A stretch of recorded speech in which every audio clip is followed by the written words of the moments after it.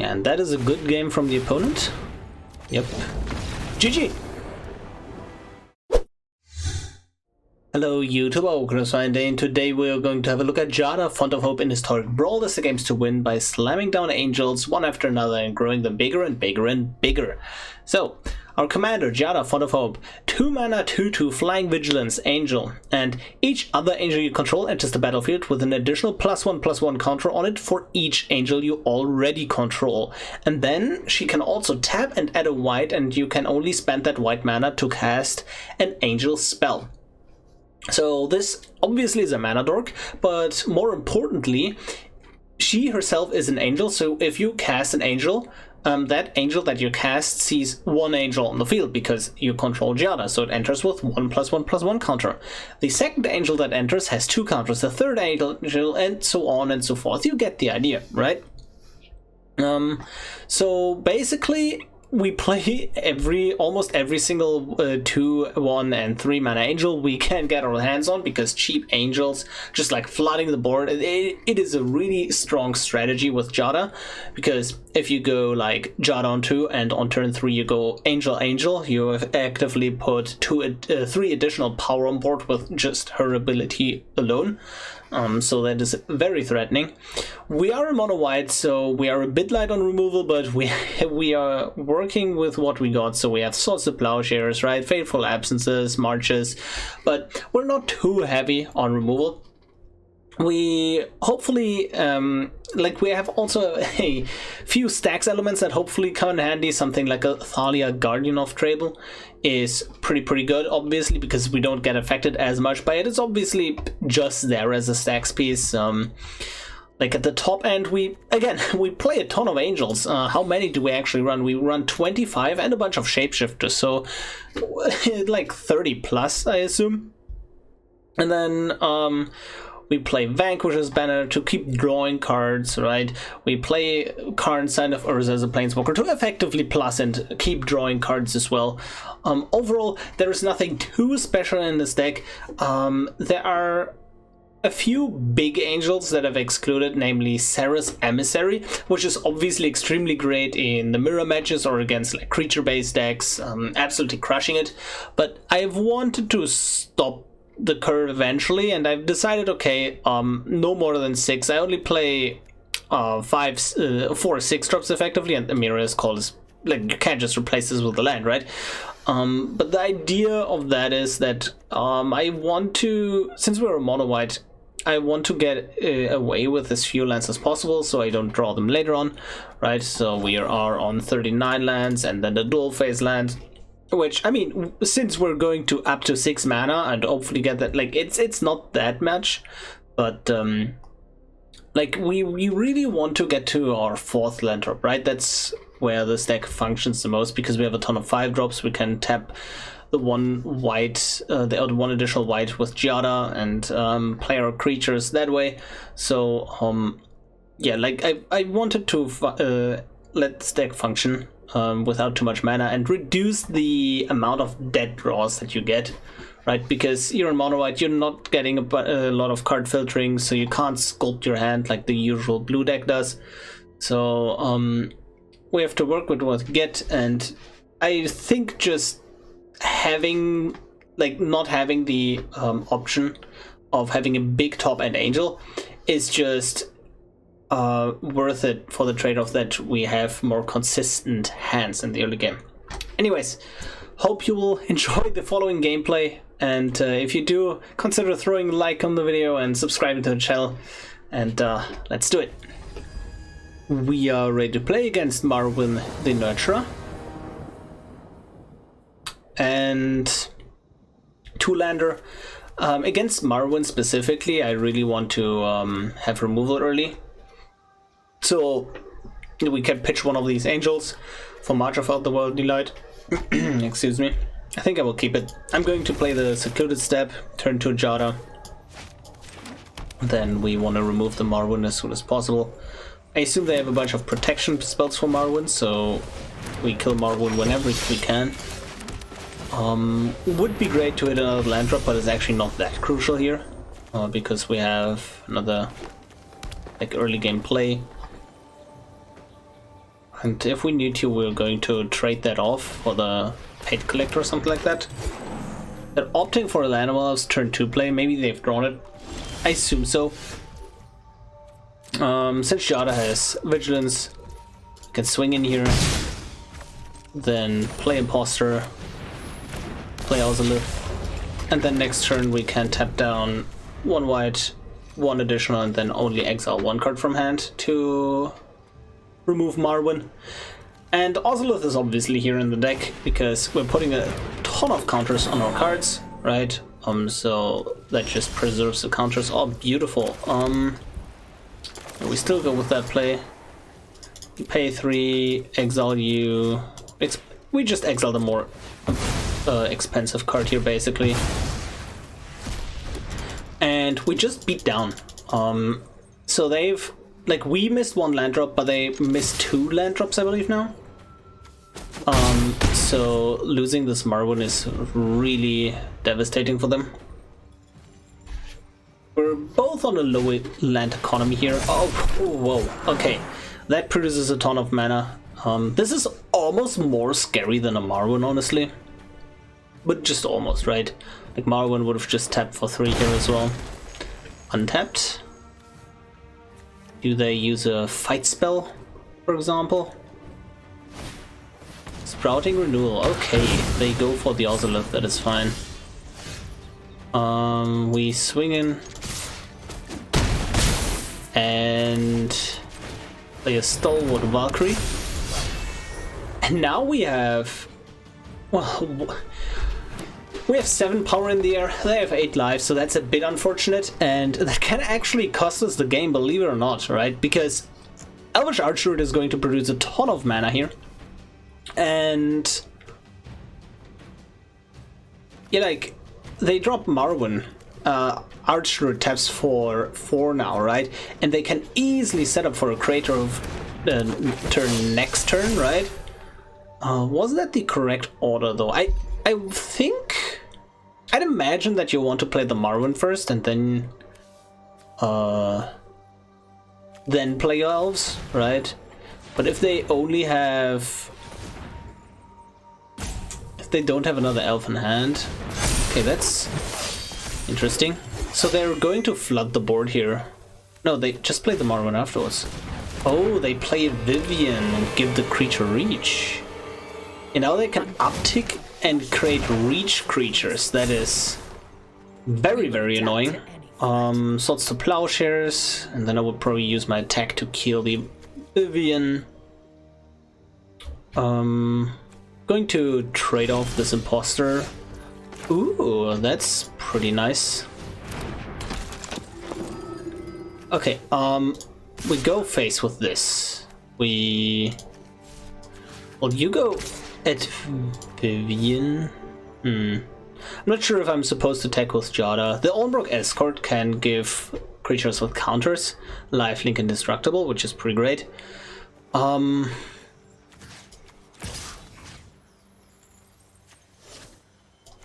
I feel like I want to do it this way, because now the Reacher has to, like, block the Stalwart Valkyrie, otherwise the Vivian is going to die, and I think the Vivian is what keeps them alive here. Okay.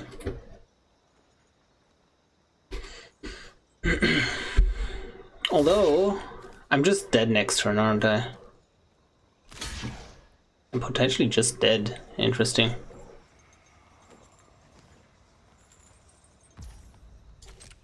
We save the Impostor. Lifelink. Man, this is quite tricky. If I've got the land here, that would have been pretty nice as well. Okay. How much damage do they have? A ton is the answer. Not enough. Problem is the Vivian uptick, obviously. Fateful Absence would be lethal next turn. That would be pretty great. Oh, that's another reach creature.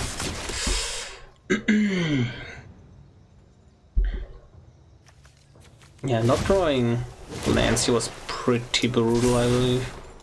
Beauty lies in variation. I don't think there was too much else I could have done here. But now they're growing this Wildburn Preserver out of... They're growing this way too big. They're counting up mana. Yeah, X8. Now they have a 13/13 reach creature. And I don't think I will be able to deal with that, honestly. They could have given it one more, right? Like, because they could have used this first, so they had one elf in play, then one more elf in play, and this would have tapped for one more mana. But I don't think there is too much of a difference between a 13/13 and 14/14 at this point. No blocks. Let's see what we can draw here, and don't think this is too great. I mean, we can Impostor, right? That trades.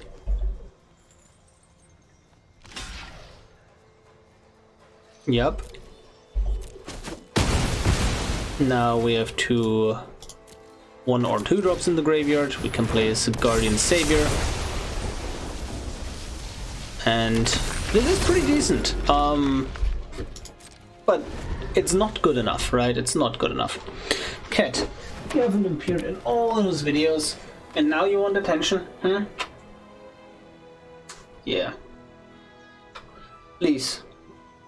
Look at this, right? Look at this guy. It's absolutely destroying me.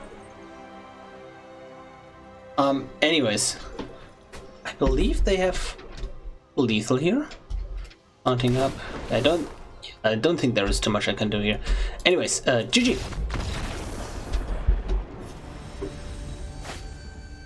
We are ready to play against Nicovola's Godfarrow. And oh, I like the Ozolith in this matchup, but I do like the Herald's Horn.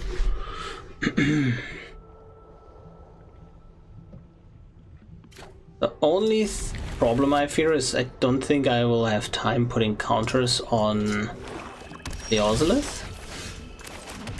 Since they're... Like, maybe I'm supposed... I hopefully find another land, right? And then I go Herald's Horn, Giada, Angel of Vitality. I think they will have removal here. But if I don't draw the land, it's so bad. Don't have removal. Just play good old Mana Rock. They didn't have... Wow. That's amazing for us.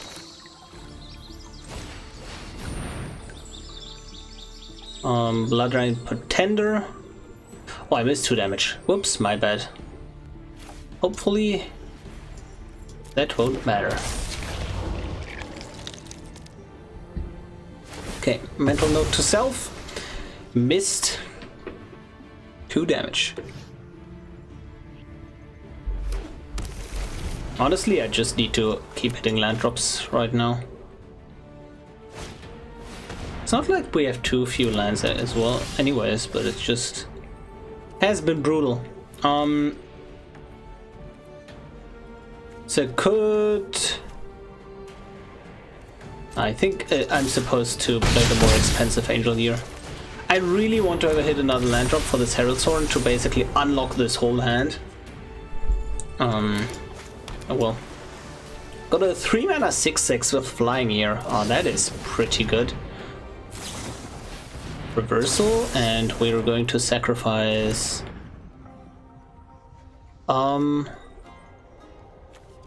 This gets more counters in the future. So... Yeah. Oh wow.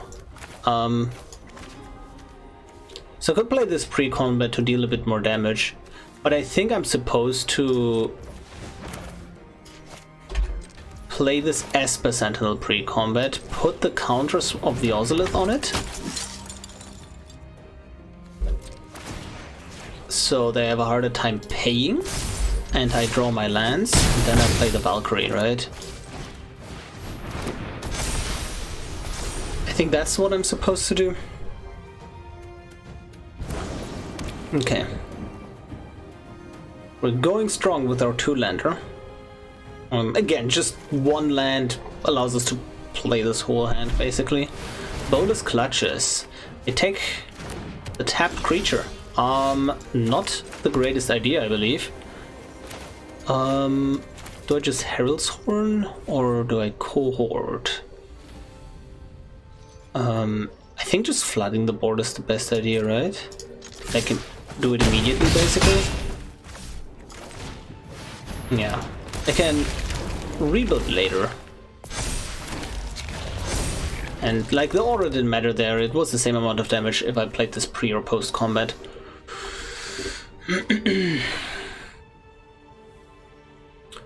Yeah, and that is a good game from the opponent. Yep. GG! We are ready to play against Jetmir. And maybe this time we're going to draw lands, and this is looking mighty spicy. We have a turn 1 play. And we already have more lands than all the other games. Amazing. No, I was soon.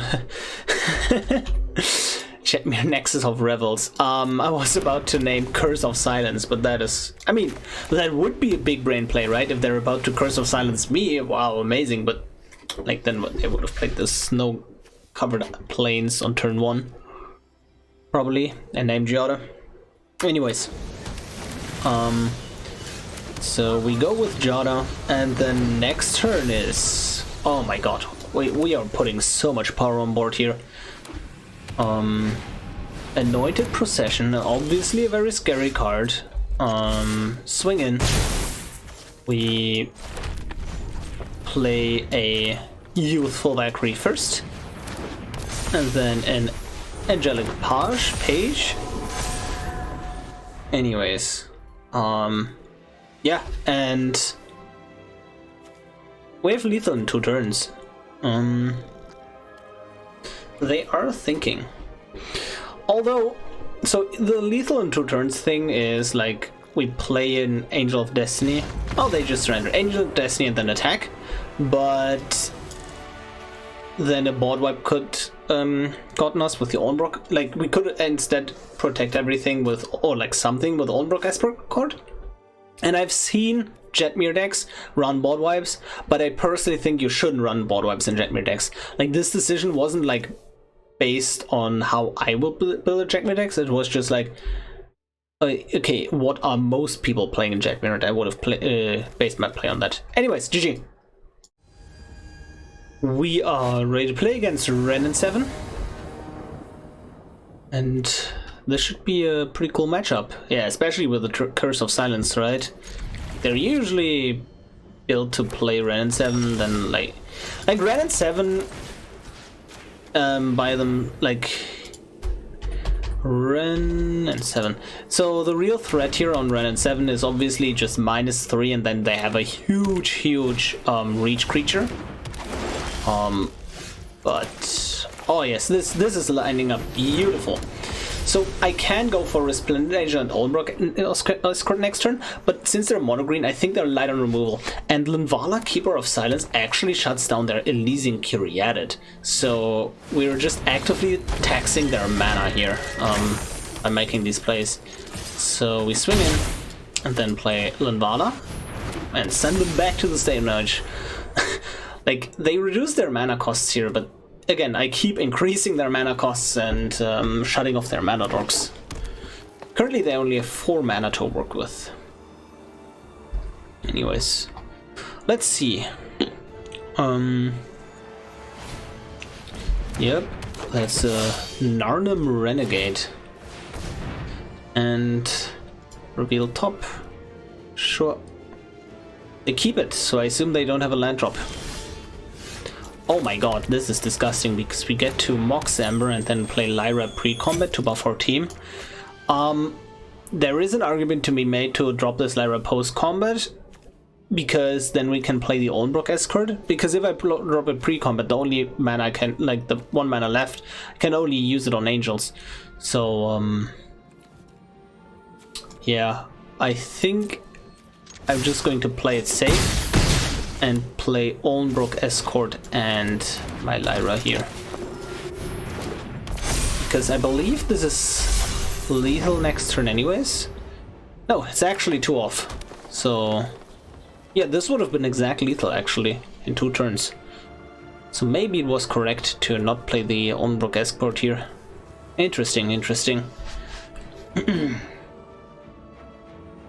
mean, one way or another, they are in a quite a problematic situation. Just for reference, this Curse of Silence and Linvala allowed us, like, they could have dropped their commander last turn, and now they can't even drop them this turn, and they have to drop them next turn, basically, if they have additional ramp here in form of land ramp, right? It's like, we're taxing their mana super hard. Because yeah, that's a good reason to play the Oldenbrook Escort. Wow, because they had a Death Toucher and they could have fought Lyra. So fighting specifically basically ignores First Strike, they just exchange damage. So I needed to sacrifice my Oldenbrook Escort there. GG. We are ready to play against Angrath. And Curse of Silence, usually a good card. We have a 4-drop Angel, we have a 5-drop Angel. Yeah, Curve is working. It's going to work out pretty nicely here. I assume, like, since they're Rakdos, I assume they have removal for our commander. And then we are also just not, like, we don't have a turn 3 play if they remove our commander, and I think that's fine since we're on the play, right? Fatal Push would be the most annoying one here. I assume the Thoughtseize. Yep. It's interesting. I think they should take the Karn Sign of Urza here. But Flash Creature is also annoying. I don't think it's the Seraph. It's the... So the reason why I don't think it is the Seraph, and them taking the Seraph shows me they don't have removal for Giada in hand currently. Because they want to stop my curve here. But like, I would have taken the Karn because it is a, like, at the very least, it is a 2-for-1 if they remove it, because we plus and we draw a card immediately. But this can just be removed as a 1-for-1. So that's why I wouldn't have taken the Seraph if I were them, but obviously I don't know their hand, right? Yep, Temple of Malice. They're thinking, I think they have removal for the Giada here. And they were thinking about removing her. And they were correct in not removing her. If they remove Giada, I think I'm going to lead on the Karn, because they know about it. And then I start plussing there. Oh, Silent Blood, that's a good sign for us. Oh, wow. I think just Karn plus and just start generating card advantage. Yeah, they obviously go as the planes here. Yep. We swing in and we play Segovian Angel. And then we want to drop this Cosmos Elixir against like Rakdos or like Rakdos control. We want to have as many engines going as possible that are not creature based, because they are really good at removing creatures, right? So they're looking to play kill spells and like Thoughtseize effects to go 1-for-1 with our resources, and if we break parity there and have cards like Cosmos Elixir and Karn Sign of Urza in play, that's obviously really good.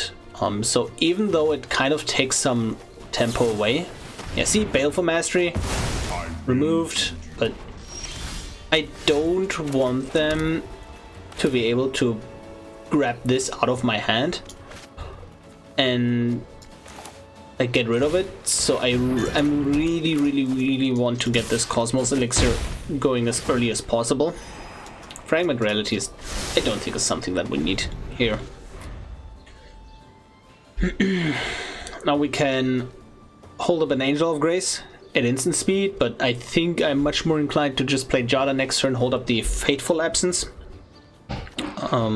Because they know about the Giada. right? But they don't, especially now, I think they're just... It's my turn. Let's see. A minus. Ooh, pretty good. I think I want to Fateful Absence this immediately, just so I can, just so they don't get the plus for the mana and play the commander here. And now we just keep drawing cards off this Cosmos Elixir. Also killing Chandra, they can't knock our life total down again. It's pretty great. Angel of Vitality is a very big threat because we have a bunch of life, right? Okay, they play Ramp, Angrath. Feed the Swarm, killing the Curse of Silence. And I believe I'm supposed to just hold up mana and flash in an Angel of Grace in the end step here. The reason being is they can, like, if I could double spell there, right? Otherwise they would have just minused, killed Giada. And now Angel of Grace has 5 power. Yep. It's fine. Discard the Swords to Plowshares. Don't think that will be relevant here. Now I get to flash in this Angel of Grace. Now next turn I'm going to double spell. And would love to like draw a land here. Or an Oldenbrock Escort. Anyways, let's swing in at this Angrath first. I've weathered tougher storms than you. Since they didn't get rid of this Angel of Grace, I think I just want to drop my Giada, and we drop Escort as well. We don't have anything with a +1/+1 counter in play currently, but I think this is fine.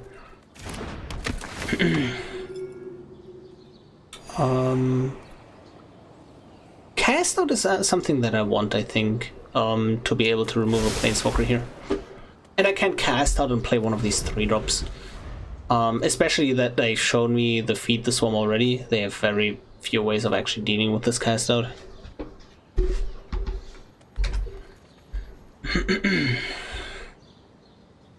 They could play Angrath minus on Giada, steal it, and like hit me, knock me down again, so the Cosmos Elixir is needs to get life again, but I think I'm giving them the Angel of Vitality here, because for them it's just a 2/2. What are you discarding? You're giving me a Professor Onyx. Wow, that's... Is that a... I mean... Hello? Yes? Please? I hope the last card here is a discard spell to discard your own Onyx again and grab it back, right? That's very interesting. Yeah, Gutmorn is like sometimes really good and sometimes, you know, not so good. Okay, I think I'm just going to play this Onyx here, plus get my card advantage. I think it's going to be the Ozolith, right? I'll also just play the Angelic Page. But Ozolith seems... There has to be an answer here. Like, I'm playing the long game here. I'm playing the very long game. Can Angrath, I can kill Giada, right? I can deal 3 to Onyx, but I just have all the engines going, and they don't. So I think I'm in the driver's seat here.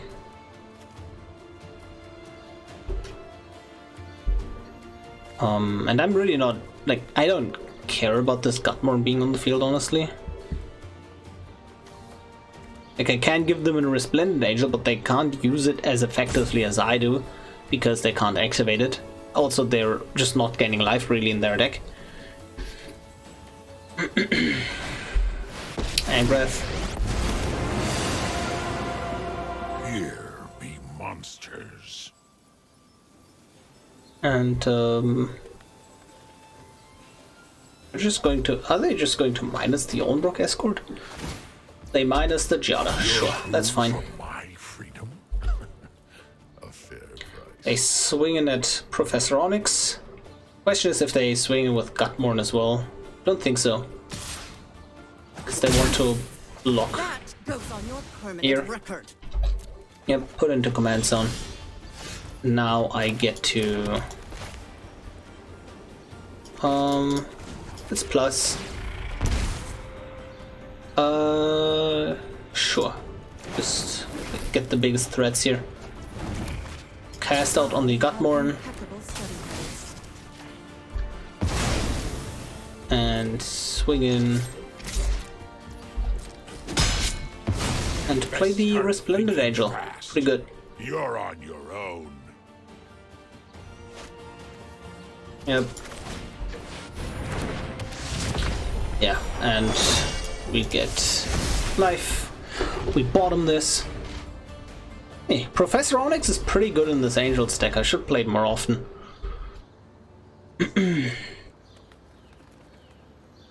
Let's see, they have 7, 8 mana. Could have a land drop.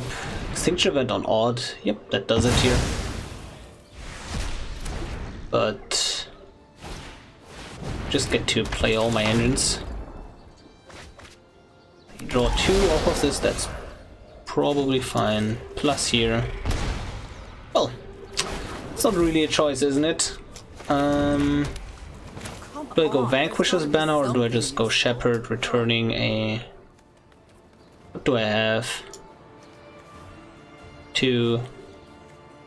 Oh, I could get a Curse of Silence. Oh yeah, that's very dirty. So, Curse. Yep, attach it to you. Then Angrath, Flame Chained. Savior as well. Yep. And, yeah, that's pretty brutal, honestly. Pretty brutal. I want to get this Vanquish's banner into play eventually as well. Just draw more cards. If I get a...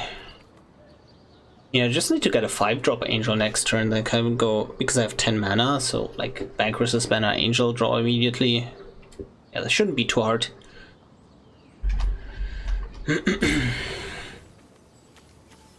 Let's see. Yeah, the Shepherd returning the curse there was really cool.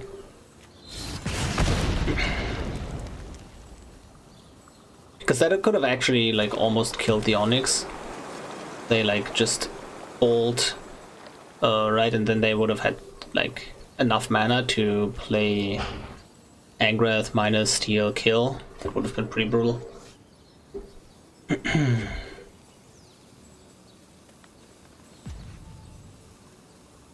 Let's see. They are thinking. Are you thinking about cracking the Mind Stone? I don't know. Like, I don't know how many Planeswalkers they use in their deck, but maybe it's worth it to crack the Mind Stone. Just, you know, ignore the. Oh, pretty cool. They got rid of the Cosmos Elixir. Yep. Oh, Angel of Destiny. Anyways. Plus you. Do I just want to keep hitting land drops? No, I'm picking the Angel of Unity here. Cheap Angel to play off the banner and good play. Never thought I'd miss Like it's a good play to just go Giada Angel of Unity next turn. So yep, Vanquish's banner on Angel. Angel of Destiny. Draw a card. But there's a land. Should have attacked first, I think. Because now they get all this life back.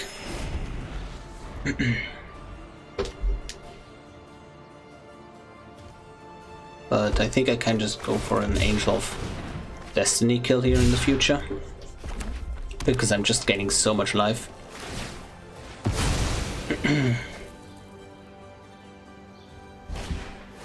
Hypnotic Spectre. Sure, that's fine. I'm just drawing so many cards. plus. Don't think I need Thalia. Land. I have impeccable study habits. Luigi. Doesn't matter too much which order we do this in, correct? And I'd rather have to. Yep. Go you. Yep. Metallic Mimic on Angel. And this doesn't enter with a counter, by the way, because this is not an Angel Wilds cast. So, oh yeah, it does. Yeah, that it doesn't matter. It does matter, yeah. So, what am I talking about? Anyways, I should have played the Mimic first, and the Giada would have had a counter. That shouldn't matter too much, I think, though. Next turn we can go Angel of Unity, Amaria's Call, Stalwart, pretty great.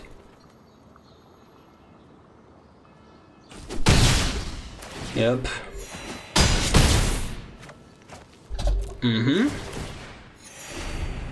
And we're about to kill them. Yeah. Oh, it's so... This is so funny. Since they have the Angel of Vitality, they're actually gaining life of this Angel of Destiny trigger, because, like, this is going even in life for them, but then they go up with the Angel of Vitality, because they, if they would gain life, they gain that much life plus 1 instead. Yeah, that's pretty funny. So I'm actually healing them with these attacks right now. But this reads 15 more than starting life, right? So if they've, yeah, 2 more life here, then we get to kill them. We actually get to gain just that life by casting Amaria's Call, having the Professor Onyx on the field. So maybe I'm supposed to just not plus. We have an exact 40 attack with the Angel. Scorpion Suns. Sure.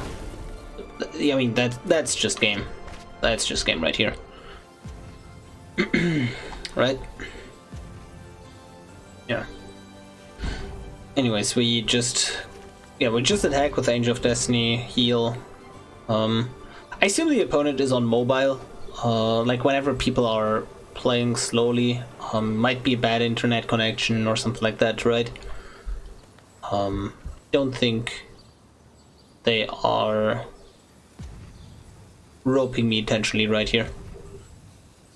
Anyways, let's see, what do we have here?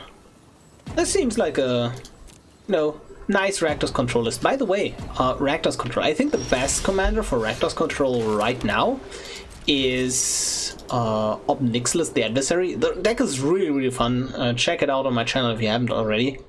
Because, man oh man, deck put up some results. Let me tell you that. Anyways, we're just going to swing in for lethal here. They're holding priority because they have the option of activating the Seasoned Pyromancer here from the graveyard for 5 and then create 2 1/1 red elemental creature tokens. Yeah.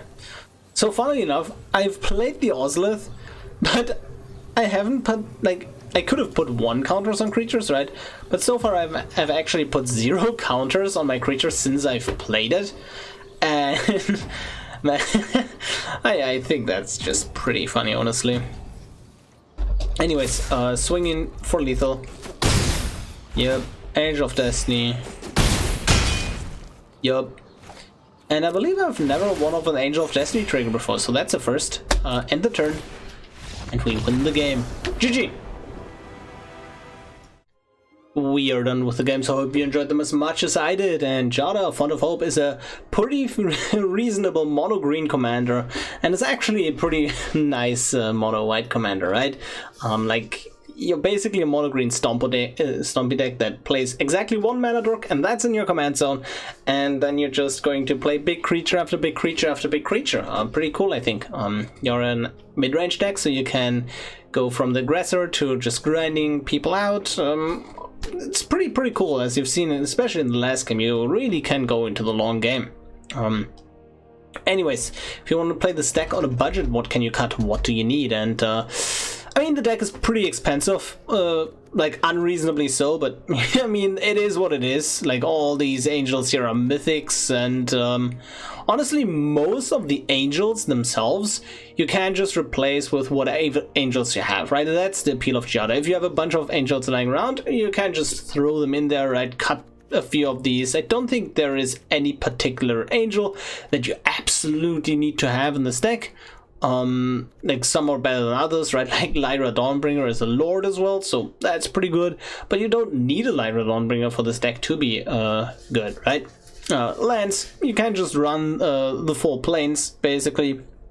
The cards I do recommend you to have are the interaction spells, because there are so few that are worth it that I think just having basically all of them is pretty good.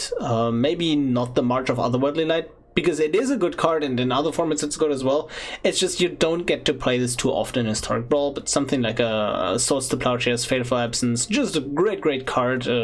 Curse of Silence, basically all the interaction is what you want to have, and then you want to have your draw engines to help you grind for longer games. Vanquish's Banner, Current Sign of Urza, Cosmos Elixir even. A card that I don't really like most of the time, but it's okay in this deck, and you really want draw engines. So like Eye of Vecna as well keeps the cards rolling here, as well as my tome. Yeah, basically get your draw engines, get your interactions, and then just basically get whatever angel you feel like. But honestly, I think cards like Metallic Mimic, and maybe some cheaper angels, right? But those kinds of cards you can use in other decks as well. And honestly, this is where most of the power from this deck comes, like in the 2 to 4 mana range of angels, not necessarily the 5 mana angels, right? So I think if you want to craft angels, craft something on the lower end. Maybe craft a Linvala that you're going to use in other decks. Maybe craft a Metallic Mimic that you're going to use in other tribal decks, right? So yeah, this was it for the deck today. Hope you enjoyed it. If you did, leave me a like, subscribe to the channel, and I'll see you in the next video. Goodbye.